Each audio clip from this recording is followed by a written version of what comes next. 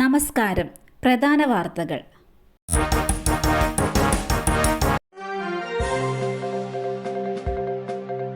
രാഹുൽ ഗാന്ധിയും സോണിയാഗാന്ധിയും ഇന്ന് വയനാട്ടിൽ. ഇരുവരും സ്വകാര്യ സന്ദർശനത്തിനാണ് എത്തുന്നതെന്നാണ് കോൺഗ്രസിന്റെ വിശദീകരണം.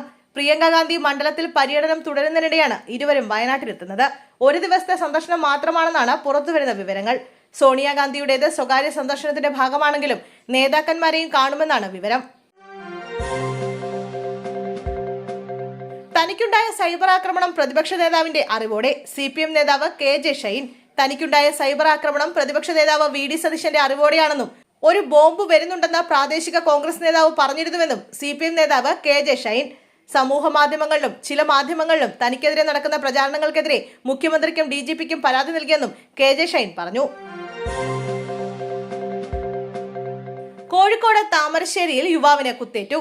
അമ്പായത്തോട് അറമുക്ക് സ്വദേശി മുഹമ്മദ് ജിനീഷിനാണ് കുത്തേറ്റത്. കാറിലെത്തിയ സംഘമാണ് കുത്തിയത്.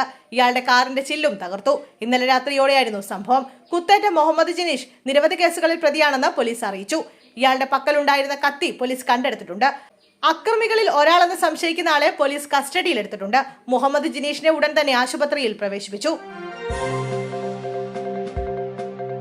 പിഷാരടിക്കും രാഹുലിനുമെതിരെ യൂത്ത് കോൺഗ്രസ് സംസ്ഥാന ജനറൽ സെക്രട്ടറി. യൂത്ത് കോൺഗ്രസ് സംസ്ഥാന ജനറൽ സെക്രട്ടറി നീതു വിജയനാണ് ഇരുവർക്കുമെതിരെ രംഗത്തെത്തിയത്. പാർട്ടി രാഹുലിനെതിരെ നടപടിയെടുത്തത് FIRന്റെയും കോടതി വിധിയുടെയും അടിസ്ഥാനത്തിലല്ല, നേതൃത്വത്തിൽ ലഭിച്ച പരാതികളുടെ ബോധ്യത്തിന്റെ അടിസ്ഥാനത്തിലാണെന്ന് ഫേസ്ബുക്ക് പോസ്റ്റിൽ പറയുന്നു. ഉയർന്നു വന്ന ആരോപണങ്ങൾ തള്ളിപ്പറയാൻ രാഹുൽ തയ്യാറാകാതിരിക്കുന്നത് ആശങ്ക ഉളവാക്കുന്നതാണ്. അഭിനയം രാഷ്ട്രീയമാക്കുന്നവർക്ക് ഒന്നും പ്രശ്നമല്ല. രാഷ്ട്രീയം സേവനമാക്കുന്നവർക്ക് പൊതുസമൂഹത്തെ അഭിമുഖീകരിക്കേണ്ടി വരുമെന്നും അവർ പറഞ്ഞു.